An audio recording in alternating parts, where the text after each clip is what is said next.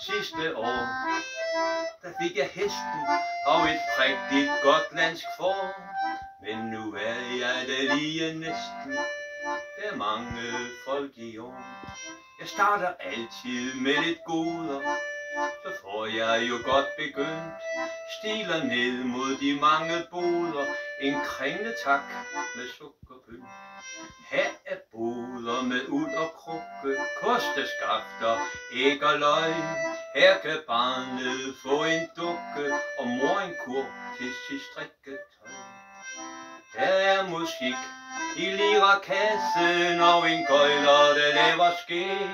Jeg går over mod dyrskopladsen med heste, grise, får og kvæg. Der får jeg øje på Stig Øster, en ungdomsven fra Uppsala. Jeg var forelsket i hans søster, men hun tog til Amerika. Jeg er ganske overvældet, tænk, jeg skulle møde ham.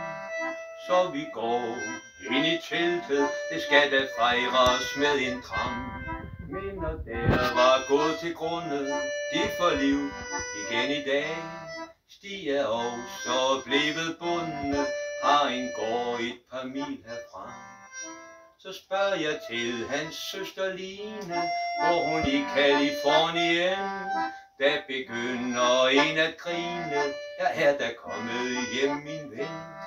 Der står hun smuk i sommerkjolen, jeg blev parforløbt tør for ord. Så sætter hun sig ned på stolen imellem mig og hendes bror.